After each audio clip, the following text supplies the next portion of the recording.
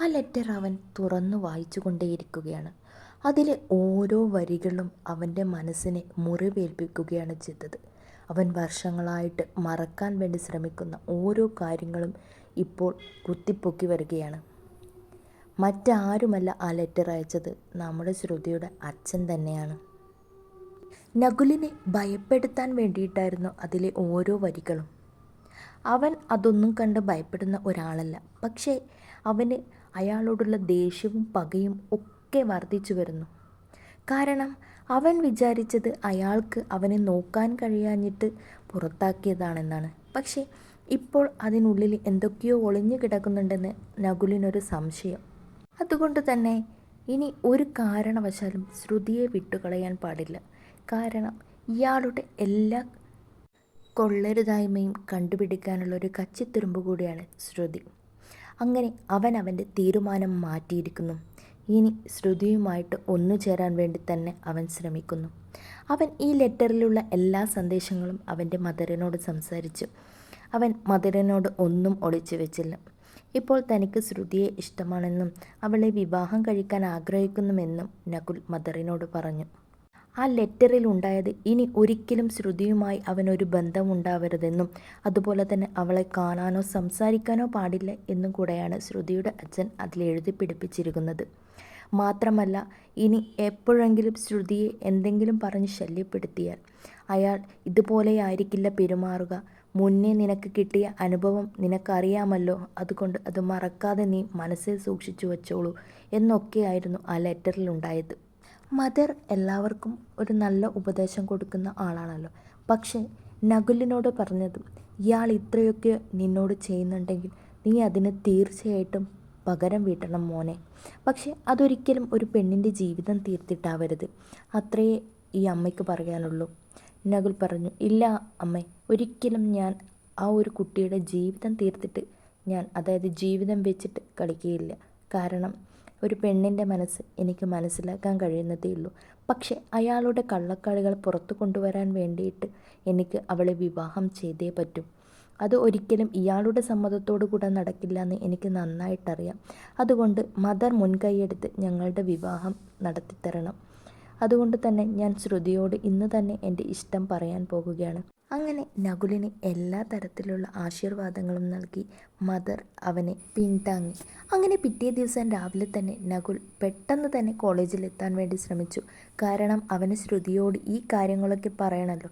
ഈ കാര്യങ്ങളെന്ന് വെച്ചാൽ അവളുടെ അച്ഛൻ അവനെ ഭയപ്പെടുത്തിയതോ ഭീഷണിപ്പെടുത്തിയതോ ഒന്നുമല്ല, പക്ഷേ അവളോടുള്ള ഇഷ്ടം അത് തന്നെയാണല്ലോ എല്ലാവരും കാത്തിരിക്കുന്നത്. അങ്ങനെ അവൻ കോളേജിലേക്ക് വന്നു. ക്യാമ്പസിൽ മൊത്തം ശ്രുതിയെ തിരഞ്ഞു. പക്ഷേ ശ്രുതി ലൈബ്രറിയിലുണ്ടായിരുന്നു. അങ്ങനെ ആ വിവരമറിഞ്ഞ് നകുൽ ലൈബ്രറിയിലേക്ക് പോയി.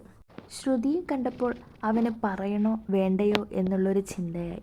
പക്ഷെ എന്തായാലും പറഞ്ഞേ തീരും എന്നുള്ള രീതിയിൽ നകുൽ ശ്രുതിയുടെ അടുത്തേക്ക് പോയി.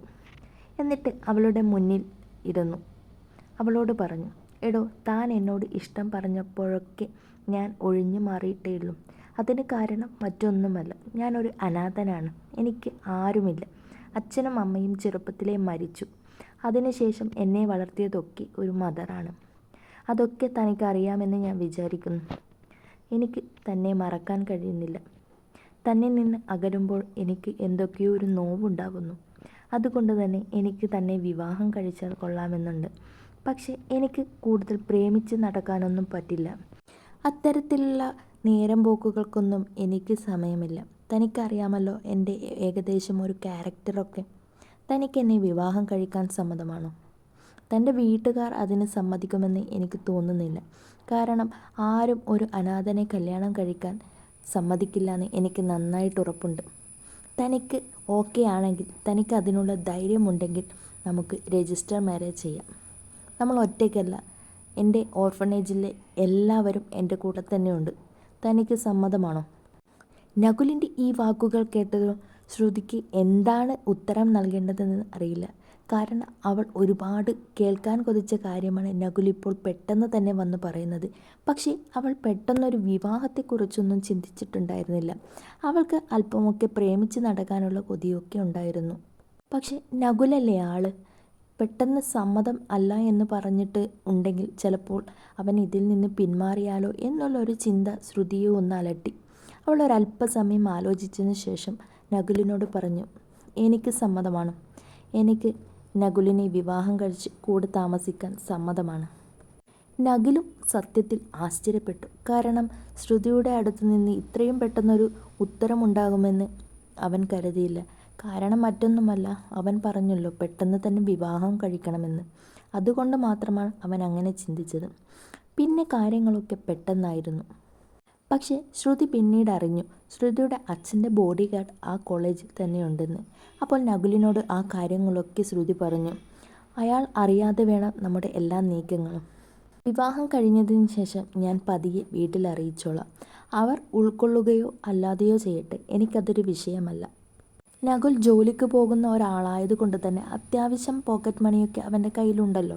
അതുകൊണ്ട് തന്നെ പെട്ടെന്ന് തന്നെ നകുലും ശ്രുതിയും വിവാഹത്തിന് വേണ്ട വസ്ത്രങ്ങളൊക്കെ എടുത്തു. ആർഭാടത്തോടു കൂടിയുള്ള വിവാഹമൊന്നുമായിരുന്നില്ല. അനാഥാലയത്തിലെ കുട്ടികൾക്ക് ഒരു നേരത്തെ ഭക്ഷണവും അവർക്ക് ഉടുക്കാനുള്ള മന്ത്രകോടിയും അത്ര മാത്രമേ ഉണ്ടായിരുന്നുള്ളൂ. അങ്ങനെ ആ ദിനം വന്നെത്തി. എല്ലാ മദറിൻ്റെയും അതുപോലെ തന്നെ ഓർഫനേജിലെ എല്ലാ കുട്ടികളുടെയും ആശീർവാദത്തോടു കൂടെ ശ്രുതിയും നകുലും ഒന്നായി. അവർ തമ്മിൽ വിവാഹിതരായി. കോളേജിൽ പോലും ഒരു പൂച്ച പോലും ഇതറിഞ്ഞില്ല. കാരണം അത്രയ്ക്ക് അതീവ രഹസ്യമായിട്ടായിരുന്നു വിവാഹം. പക്ഷെ അവർ ഒരു പാർട്ടി നൽകി ഇതൊക്കെ എല്ലാവരെയും അറിയിക്കും. പക്ഷെ അതിന് ഒരല്പസമയം നകുലിന് കൊടുക്കണമെന്ന് നകുൽ പറഞ്ഞിരുന്നു. ശ്രുതിക്കും അത് തന്നെയാണ് വേണ്ടത്. കാരണം അല്ലെങ്കിൽ അവളുടെ അച്ഛൻ്റെ ബോഡി ഗാർഡ് ഇതൊക്കെ അറിഞ്ഞ് അവളെ ചിലപ്പോൾ ആ ക്യാമ്പസിൽ നിന്ന് തന്നെ നാട്ടിലേക്ക് കൊണ്ടുപോകും. വിവാഹത്തിന് ശേഷം പക്ഷെ അവർ ഇരുവരും ഒരുമിച്ചാണ് താമസിക്കുന്നത്. അതിനുവേണ്ട എല്ലാ സൗകര്യങ്ങളും ആ ഓർഫനേജിൽ നകുൽ താമസിക്കുന്ന മുറിയിൽ തന്നെ ചെയ്തിട്ടുണ്ട്. അങ്ങനെ രജിസ്റ്റർ മാരേജ് കഴിഞ്ഞു അവർ ഓർഫനേജിലെത്തി. അവിടെ എല്ലാവർക്കും ഒപ്പരമിരുന്ന് അവർ ഭക്ഷണം കഴിച്ചു. ആ ദിവസം അവരുടെ ജീവിതത്തിൽ ഏറ്റവും ധന്യമായ ഒരു നിമിഷമാണല്ലോ.